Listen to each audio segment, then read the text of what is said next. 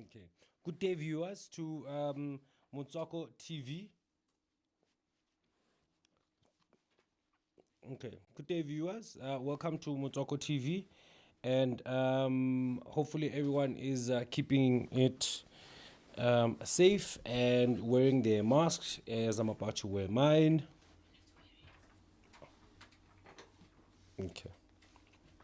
Yes, hopefully everyone is keeping safe and staying home if you can, and also sanitizing those hands.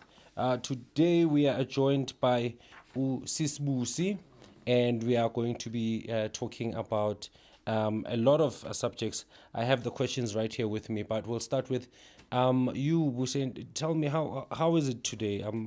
How was it like getting here? Was there traffic?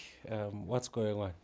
No, it was actually quite easy getting here. There was no traffic because a lot of people are still working from home, and yeah, so it was quite seamless actually. All right. No, it's fantastic. Thank you for joining us, Motoko TV. It's one of those shows that we at Motoko will be running as of today, and we aim to make several episodes of Motoko. All right, we're going to be talking about a couple of issues. However, the first one that we're going to start with is gender violence, right? So, my first question is, what, in your thoughts, what do you think causes men to be violent? I think it's a number of issues. Obviously, alcohol being one of them, but it goes back to the upbringing, the background of a person, where they come from. Did they grow up in an abusive environment? So that also contributes to the type of person one becomes. I mean, nowadays it's there's a lot of organizations that try and mentor young boys so that in the future they don't become perpetrators. So I know a lot of people. I mean, in the news, it's been said that gender-based violence has increased because of the alcohol ban being lifted, but it's not alcohol alone. There's a number of issues, like I've said. It's also it's the upbringing of a child, of a boy child. It's the background, it's the influence, society. It can also be peer pressure, because when a young boy child sees his father abusing his mother, he automatically thinks this is fine and it's okay, and he obviously also then inherits that, and he goes on and he does it as well, because he was not told or that this is not right, you mustn't do that, and also he did not get mentorship. That's why there's organizations today that try and have mentorship programs for young boys, because there's a program called Take a Girl Child to Work, To work, yes. but there wasn't a Take a Boy Child to Work, for example. So boys are always left as an afterthought to say, oh, it's Women's Month, there's no Men's Month. It's only now where there was a men's conference and people were having a big hoo-ha about it. But we really need to have a lot of boy mentoring, boy boy Support programs groups. and boy support groups, where there's a friend of mine who runs a boy mentorship program.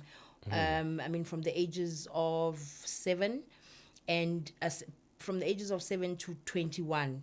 So where he takes a group of boys and they go to camp, and then he also then invites different men from various sectors. I know the last time Lukas Khatebe was there, for those that are interested in soccer, and then he'd bring a doctor for those that want to be doctors. And these men motivate these boys, and then they give them a platform to talk about their issues, the issues As boys. like what makes you upset, what makes you angry, so they can talk about anything from the home to the school to the friends, and that's where then they're able to pick up these red flags in terms of what, because sometimes even anger and sadness and all these other issues that boys grow up with, and they inside, it's like a closed net, so they Yes. don't have anyone to talk to.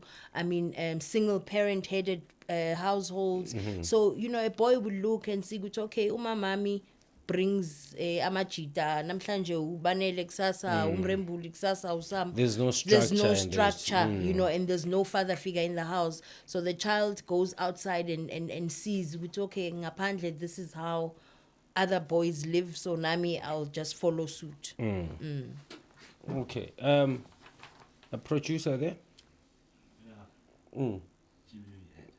Okay. I'm gonna go because I was waiting for a countdown, but it didn't come.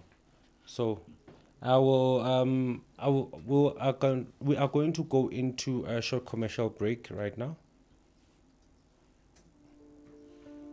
Globally, 1 in 3 women and girls worldwide have experienced physical or sexual violence during their lifetime.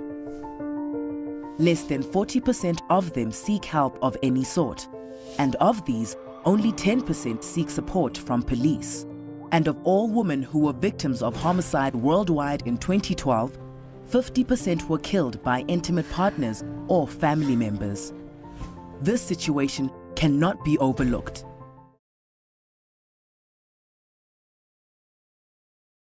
We have Osisibusi, and we have another question, right? We talked about in the previous just before our gender violence ad, we spoke to Osisibusi, and we were discussing there about how the influences of the environment, the influences of the household, even relationships young boys have with other boys, and lack of mentorship from the household and lack of mentorship from outside, that contributes to young men becoming violent, or may contribute to young men becoming violent. So now that we've just highlighted some of the situations we suspect are contributory to the violence in young men, is there anything that we can do to minimize it, or to minimize because how we've how in fact how you've articulated it is it comes from the beginning at home, and then it goes on to family. So how can we minimize that, or maybe curb that? That's a better question. I think if we could, if the Department of Education could have in the life orientation or the life skills subject, they could have a subject that deals with these issues. Okay. And try and slide this into the curriculum, so that from early childhood development, they teach young children about this. Because if you're teaching a grade R child about saying no to perpetrators and reporting anybody that speaks to you in a funny way or touches you in a funny way, by the time the child gets to grade 2, they already learned this in grade R. And remember, if this is taught in all the grades right through to matric, because you may think somebody that is in matric is old, but there's children in matric that are being sexually abused, are being violated, and because they don't have anyone that they can speak to, and nobody has spoken to them about this, nobody has taught them this, they basically keep to themselves, their grades drop, but if you start this at early childhood development level, by the time they get to grade 4, there's nobody that can violate them, because this is something that they learn at school on a daily basis, and year an early in, age. year out, they are taught about this. So it's something that is drilled into their memory, and they if they put it in this curriculum, they do test about it. They do pictorial exercises, and they do excursions where they go to centers or organizations that deal with these people, and they have motivational speakers who have been either has somebody that has been a victim to that come have and gone through the address trauma, yes. to come and address these pupils from that level or from that age. And you also get a perpetrator, somebody that has reformed, to say the reason why I was doing it is because of A, B, C, D, and E. And then people can then have a realistic understanding of, you know, how it starts, where it starts, why it starts, you know. Yeah. And then in terms of perpetrators, is there an opportunity for perpetrators to be reformed? I mean, do you believe that a perpetrator or former child abuser, molester, etc., has an opportunity to be reformed? I believe so, because remember, there's always a seed that is planted and that is watered, and then it grows. So if you cut the tree at the top, it's obviously going to grow again.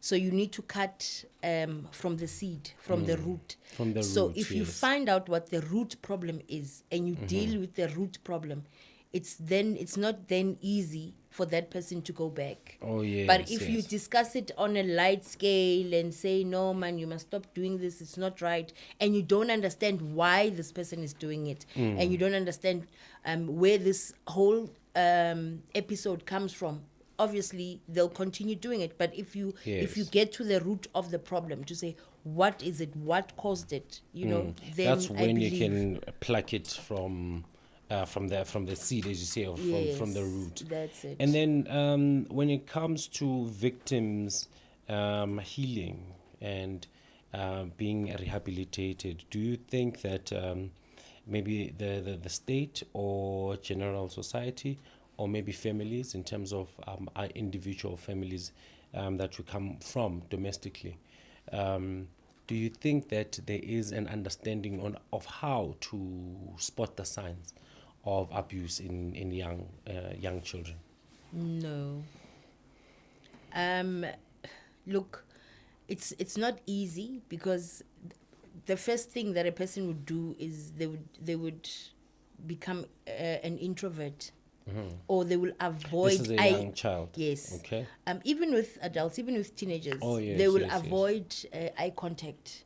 They'll always try and do things that would make them busy, and then they would be, you know, so that you miss them. It's like, for example, somebody that abuses drugs. They are so intelligent. They are so good at what they do, in terms of they would lie so blatantly, and you'd believe the lie, because Angithi, you don't know. So when you're just seeing a normal person, and if you have not caught them in the act, it's not easy to say this person is doing drugs. Exactly. Yes.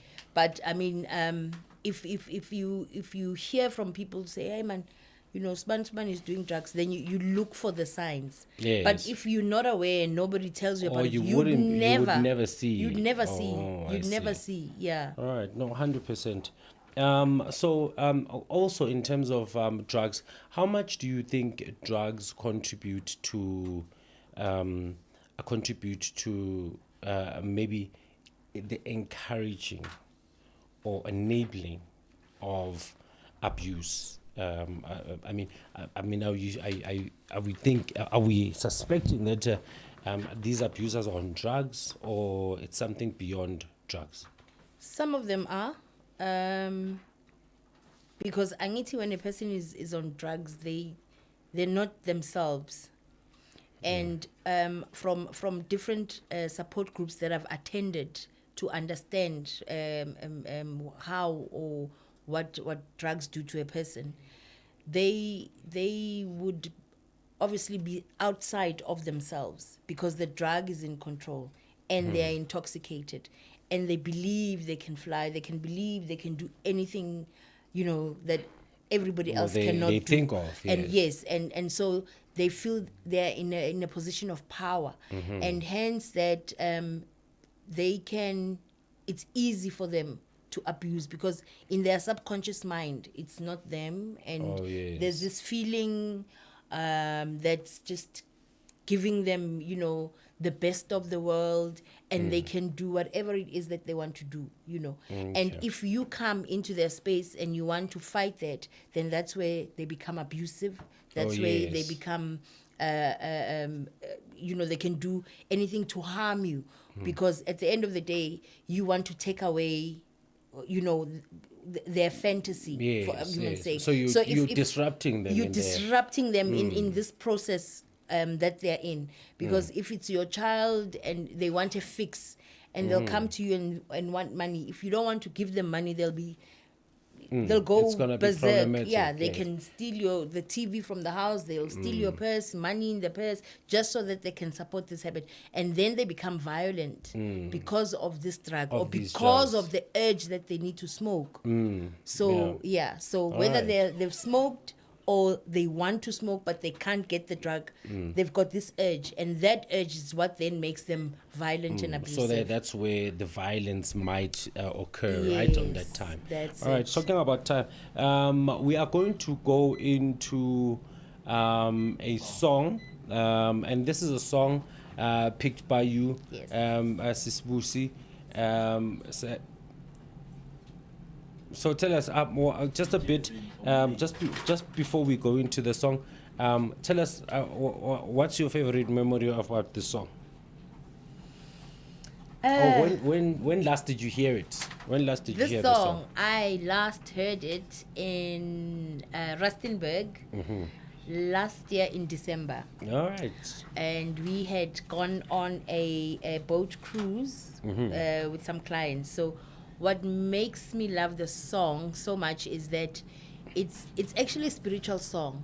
Okay. But you know, people don't listen to lyrics, and they don't take, you know, Or the pay message, attention to the lyrics I a lot. hear you. It's always about the beat, you know. If the piano or the gom or the gong is It's happening, going then in. people are Okay. Let's hear what this song is. We're gonna go to the song now. There we go.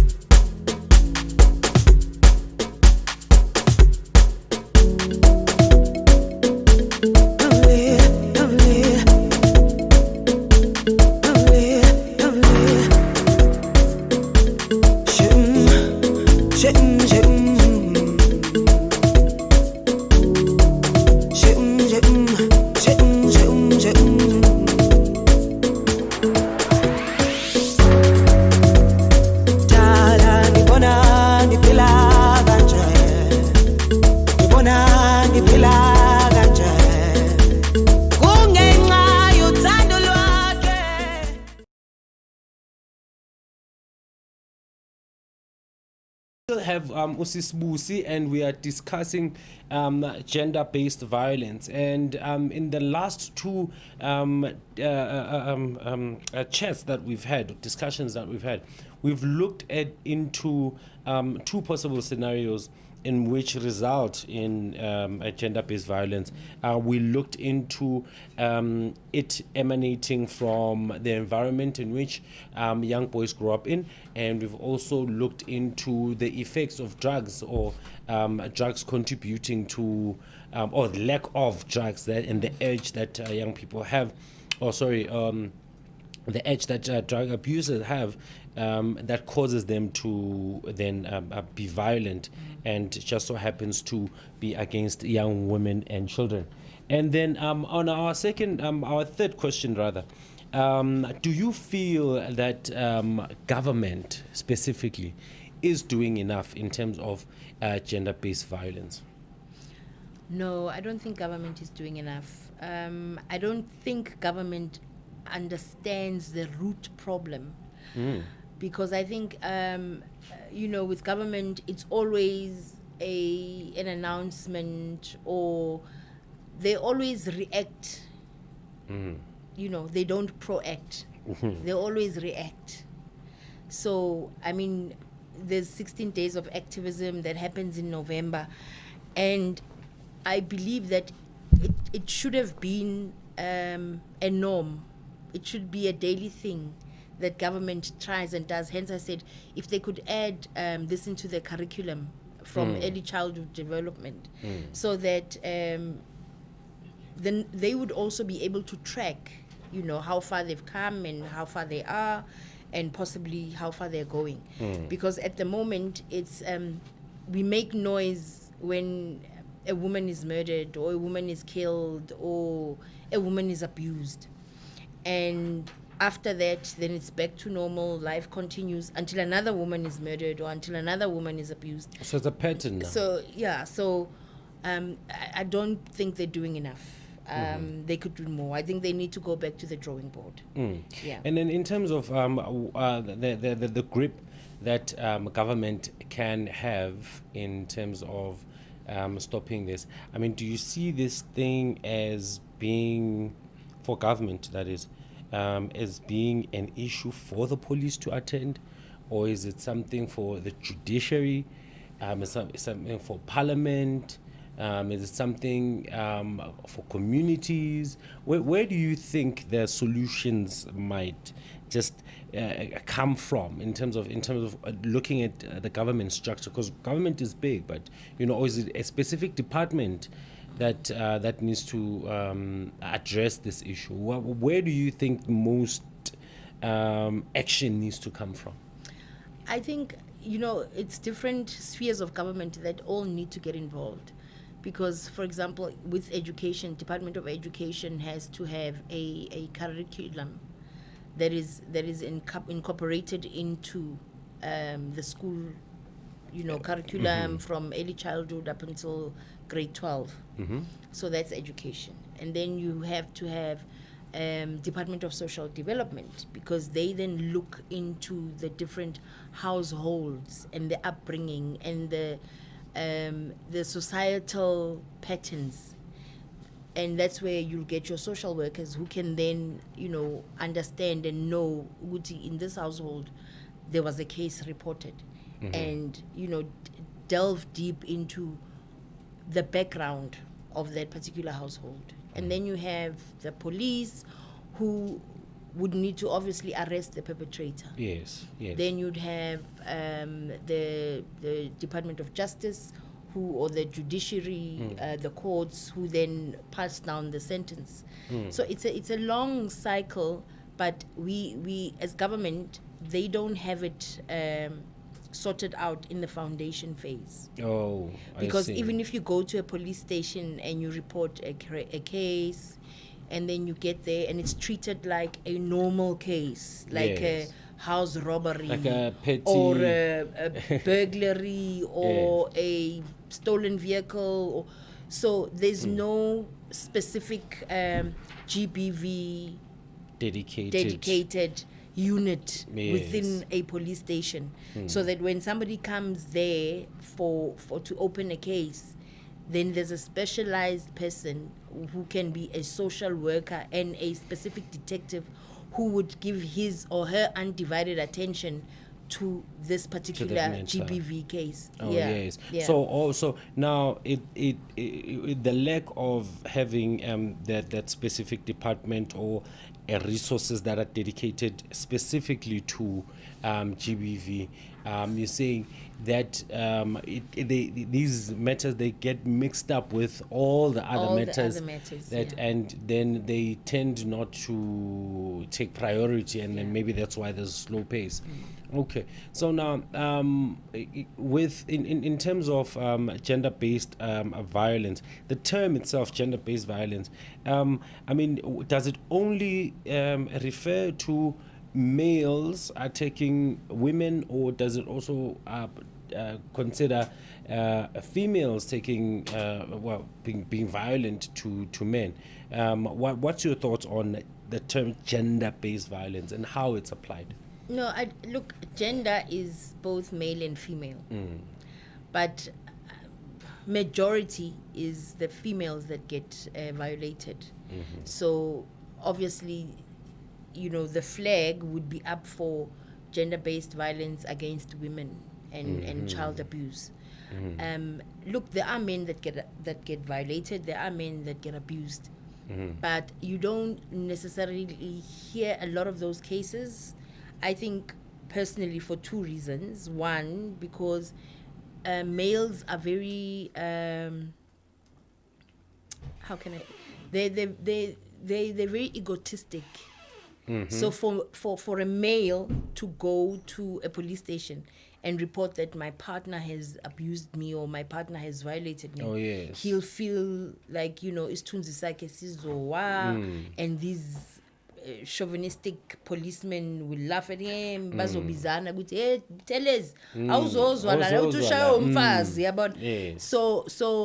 So that's one of the reasons why they don't report the cases.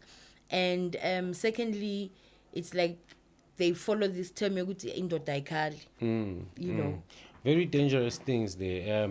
Indoda ayikhali, and on the other end is when you go to a hospital, you go there after being violated and humiliated, and then when you get to the police station, you actually run the risk of being humiliated again, right there. And now, in terms of training of policemen, do you think there is even enough training for policemen to deal with gender-based violence, or we just maybe it's a bit taboo still? Because there are cases right now. The cases basically every day of gender-based violence, but like you said, when you go to the police station, you still find chauvinistic policemen who would laugh at a victim. So is this a failure of what? Is this a failure of communities, or is it a failure of government to lack of train the policemen? Where is the failure there, or is it just personal? Is that it's on the biggest part? It's the failure of government, because when they do policies, they're always amending things. They're always putting addendums. So they can have an addendum to say all policemen have to go and be retrained. Because you'll find a policeman who's been there for 20 years. He feels that, police station, he knows it like the back of his hand.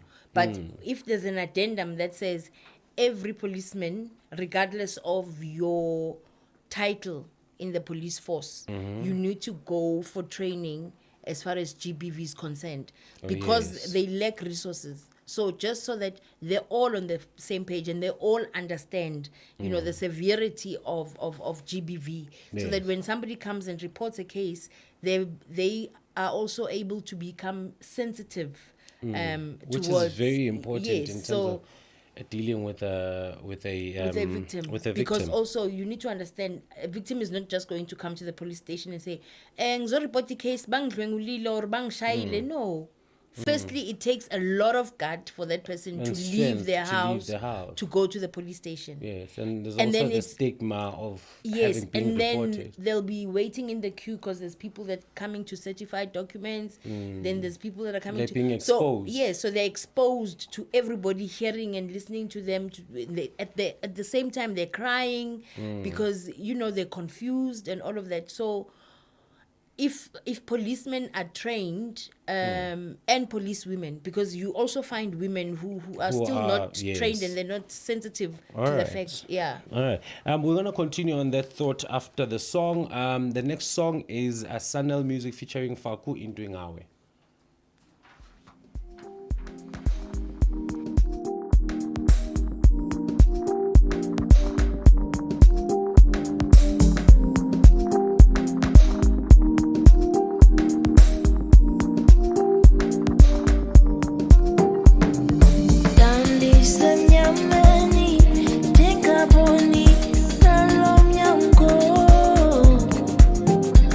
Kwa baleki nsuku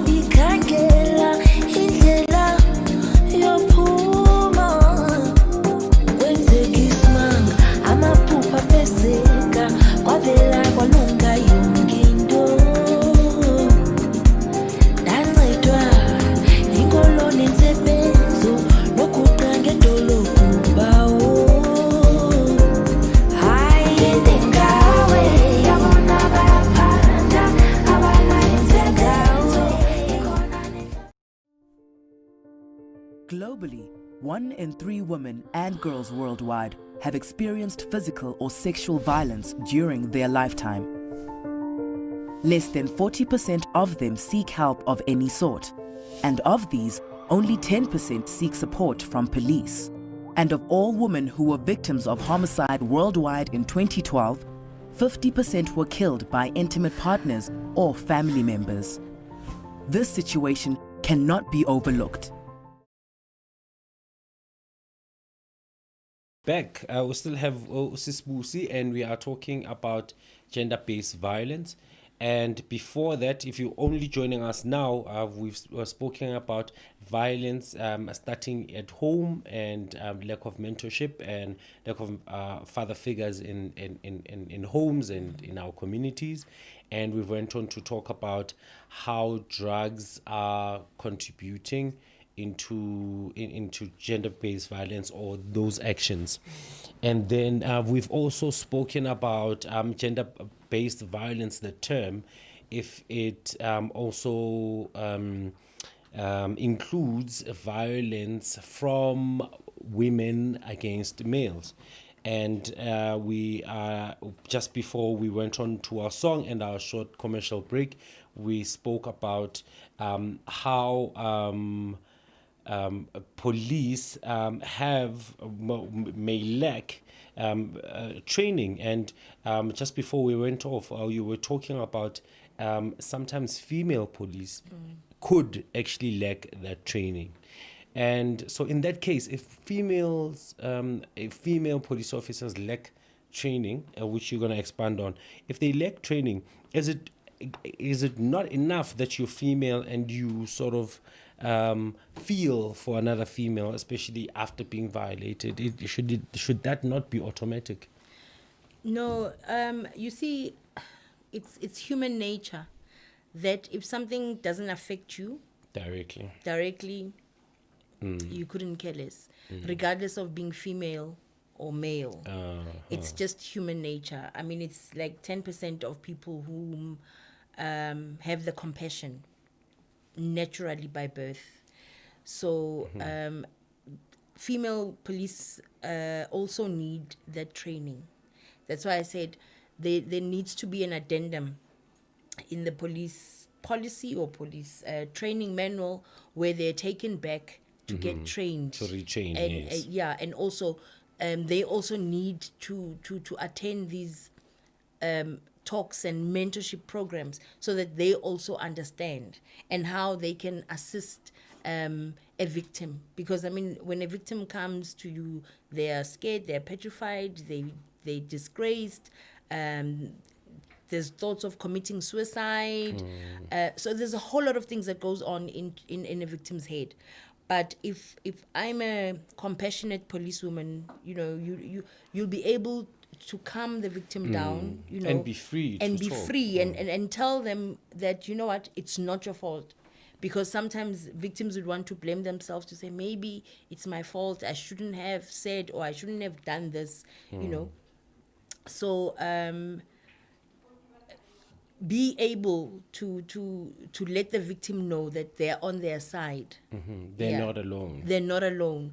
Because, I mean, a lot of us, even if you go to a police station for mere certification of a document, it's like, it's a taxing experience. It's a taxing experience. I mean, 2 weeks ago, I was in Mahikeng to see some clients, and one of the clients went to Home Affairs, and we were supposed to have a meeting at 10.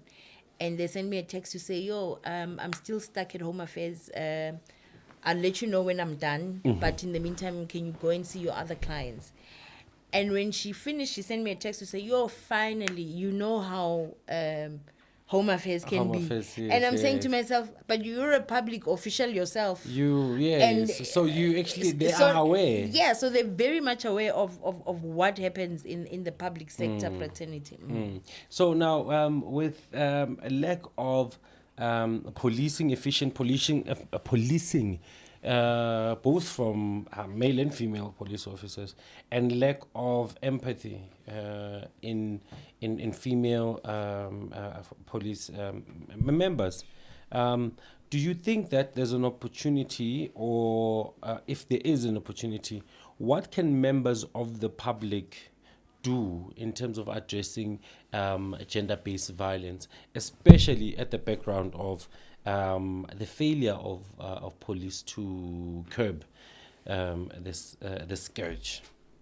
What can community members do? Is there anything that you know of, numbers that they may call, or and get training as a community? Maybe? Look, they need to speak to there's and community CMU CPU. There's a community CPUs. forum, Okay. so the CPUs. So if they speak to the CPUs, because the CPUs then have the access to the councillors, and then from the councillor, then it goes to the because councillor is local government. From councillor, the councillors then have access to the provincial government. Provincial government then has access to national government. So it's a long chain. It's a long chain, but yeah. But that chain is days, is hours, days, weeks, and months before, and years. To get through that. Yeah. Okay. Now, in terms of females, I mean, are we placing the wrong emphasis and saying and teaching women how to behave around men, or are we doing the correct thing? Are we not doing the correct thing to teach men or young men how to behave around women? Or should we just go genderlessness, where we say, look, just treat the next person as a person, and not view them as a female, or view them as male? What do you think should be done in that sense? Should we still have these genders, or should we just try and go in a unified approach? Look, we cannot run away from the genders to have male and female. And at this point, I mean, the male is supposed to be the head of the house, who protects and takes care of his family. So I would think that the emphasis should be on the males, the educating of the males, the giving the males, the asking the question, getting to the seed. Again, it brings me back to what I said earlier, getting to the core of the problem. Because remember, it's the males mostly that are the perpetrators. So we are so focused on feeling sorry and talking about the women and the females that have been abused. But we need to go to the actual source to say, why are you doing this? Yes. Because it's the males that are doing it, isn't it? Yes, So we yes. need them to stop. Yes. So if we keep, hogging the women and not paying attention to the perpetrator, males. to say, Yes. "Yini inkinga kahle kahle?" What drives you to do that? To do that, Yeah. yes. No, we've seen the violence is certainly not it's certainly not going down, and with the lockdown, some reports came in suggesting that it had gone down in terms of violence. But now we back up. The country is open in terms of alcohol and tobacco, but more alcohol in my question. So do you think that alcohol contributes a lot into gender-based violence? No, it does, because alcohol is like drugs. So if a person wants to move away from a certain issue, Yes. and they're like, no, I'll have a glass or two, just so I can forget. It's an escape. It's an escape. Yes, it's an escape kind of thing. And once you mix alcohol and for some other people drugs, some people cannot maintain or contain their reactions, because sometimes they're out of control of themselves. They get out of control of themselves, because some people, alcohol makes them violent. Whereas under normal circumstances, if they're not drinking alcohol, they're not violent. They wouldn't be. They wouldn't be violent. But once they drink, then I was watching one of the shows, on Moja Love. I think it's called Uyapuza. So this guy had an alcohol problem, and they called the show and they took him to rehab for 6 weeks. He came back, he was fine, and then he lapsed. And yeah. So it's a hard thing to get off. Okay. Yeah, and also you can't go around saying, okay, when because you can behave yourself, we'll sell alcohol to you and not then the when other. because you misbehave, Yes. you can't buy alcohol. You know what I mean? Alright, no, 100%. So clearly there's something in you, which brings us to our song by Ulira, Something Inside So Strong. Hopefully not alcohol. We're gonna go into the song right now. You build your barrier, the taller I become, the farther you take my rights away, the faster I will run. You can deny me, you can decide to turn your face away. No matter, 'cause there's something inside so strong. I know that I can make it, though you're doing me wrong, so wrong. You thought that my pride was gone. Oh no, something inside.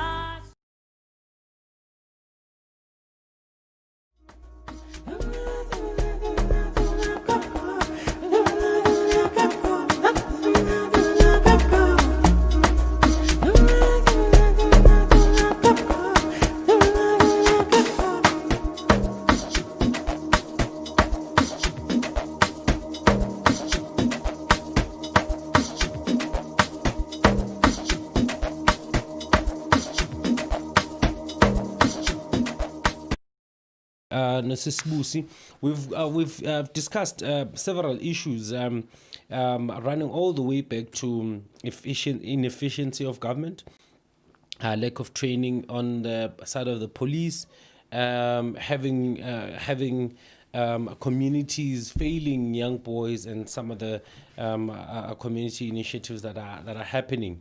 However, just to wrap up our conversation, going forward, right? What do you think in terms of media? What can media do to stop or curb the scourge of gender-based violence? Is there space for media to help in this regard? Look, remember with media is a soldier at work. Okay. Right? Mm-hmm. And at the same time, media is supposed to give content that people can receive. Okay. But now it's no longer that, because now remember with media, they also need to make money. So they will only speak about what they feel is relevant or is newsworthy. So they won't report about Utogo that stays at Diepsloot, who was beaten up by Uvusi. Yes. Right? Yes. But they will speak about a Chantel who stays in Hellingham, for example. Yes. You know what I mean? And also maybe the communities are not informed in terms of where they need to take this information. The police is not enough. And the police is not enough because police their resources are skimmed. I mean, that's what they say. The resources are limited. There's not enough vans to get to the scene on time. Yes. To save a soul if that case is reported on time. But you'll find police vans parked under a tree somewhere. Yes, they're having having pub. you know what I mean? Yeah, So we've seen that.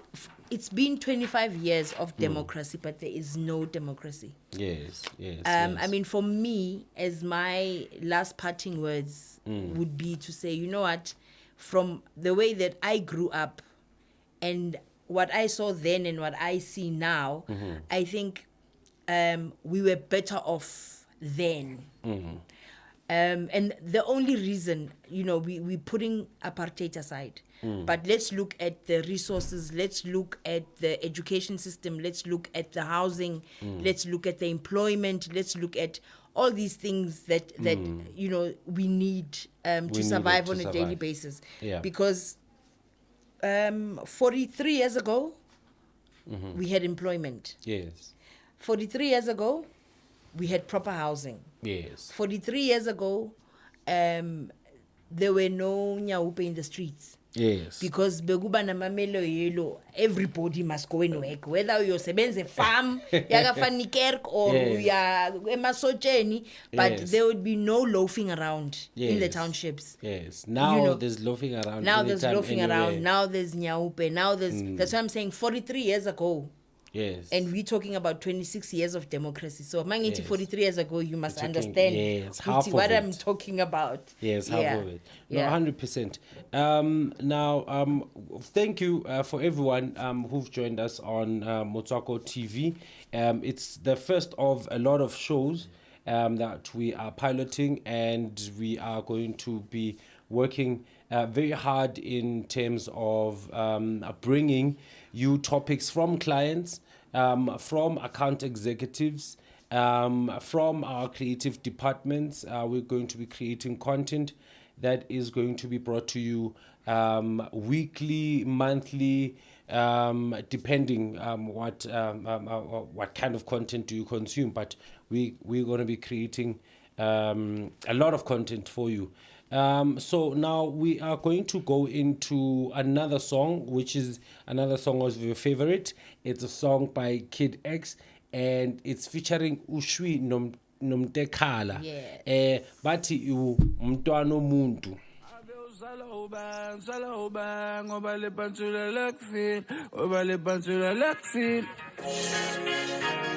Yazithando luyisiqala isa mangabe ungenamali ezweni asisebenze umuthi ba hayibo